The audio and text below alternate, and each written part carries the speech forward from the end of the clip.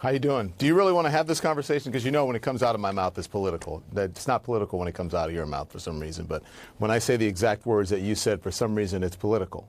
And I have said, I don't think that you should really listen to what he says. You should listen to what the experts say. I'm not actually sure, if you want to be honest, that we should carry that live. I think we should run snippets. I think we should do it afterwards and get the pertinent points to the American people, because he's never, ever going to tell you the truth. And guess what he's going to do? If you ask a question that is a legitimate question, and if he doesn't like the question, he is going to say, whether you're being mean or not, or whatever he wants to call it, he's going to say that is a mean, nasty question.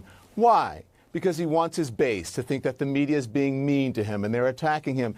It is all a plot. It is all orchestrated. And if you can't see it, I don't know what you're looking at. So, you know, it's obvious. It's transparent to me. This has become, those press briefings have become his new apprentice. They've become his new rallies. And he treats the press and the media as if he's talking to the people in his rallies. It's the same thing. It's no different. It's just that the audience is not there. Well, look, I understand the frustration with his messaging. But you know what? Too many dead people. Yeah. And there's too much of a need for information. Don't get me wrong, right Chris. now. I'm not frustrating. I'm just trying to point out the obvious. I'm just saying pointing out the obvious, especially as a journalist, is not being political. If we don't do that, then we're not doing our duty as journalists to point that out. That is part of that is our job, to point that out. That's what that's exactly what he's doing. And I hear people saying, you are not making something up. A lot of people are saying, oh, don't cover it. Don't cover when he says this. I'm not saying don't cover it. I'm not saying don't cover it. That's not what I'm saying. No, I'm saying play all of it. No, I get you. I know what you're saying. I'm saying something different. I'm saying play all of it. I want to hear everything he has to say.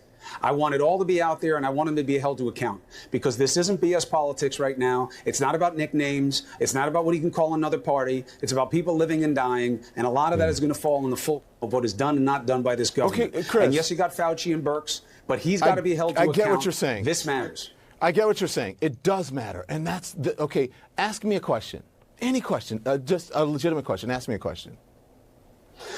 How long do you think this lasts?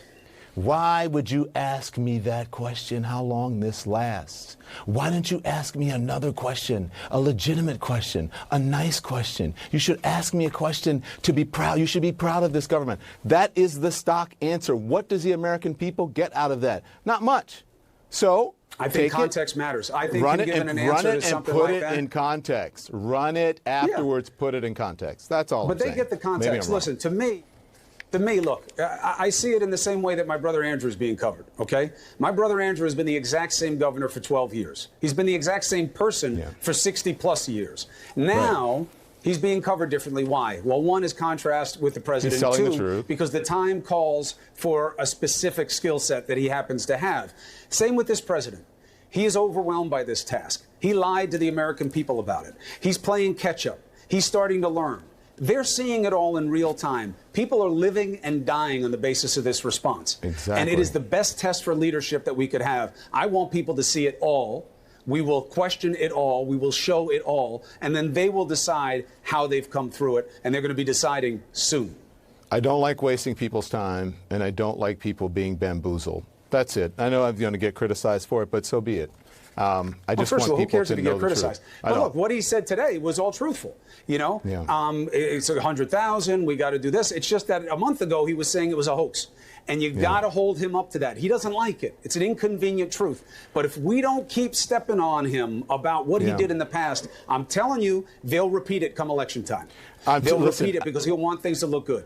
Everybody who's watching this, and I know that this handoff is usually among the highest rated of the network throughout the day. So if people are listening, I want you to read this piece in The Guardian that talks about the 6 weeks that we missed, the 4 to 6 weeks that we missed going into this whole thing. We missed as far as preparedness, as far as testing, and why we are so far behind, especially South Korea, who got the message immediately and started doing testing and started coming up with a new test to figure this out. Read that piece and you will understand why we are so far behind and why that curve has not flattened.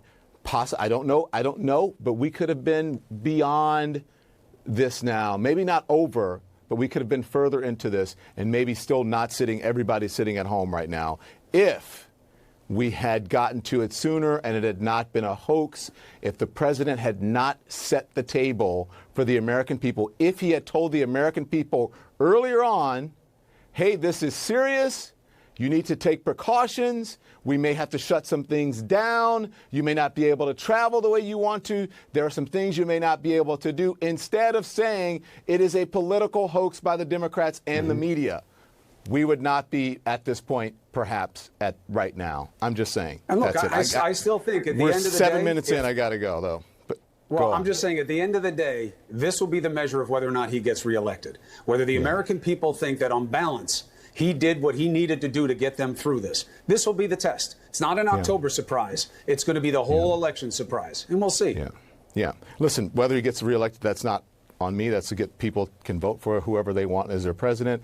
But as a journalist, it's I want to make sure that they're getting the right information, their time is not being wasted, and that the administration is not using our airwaves to have the president come on and promote things that aren't necessarily true. That's it. So give him the facts, Don. I'll be watching.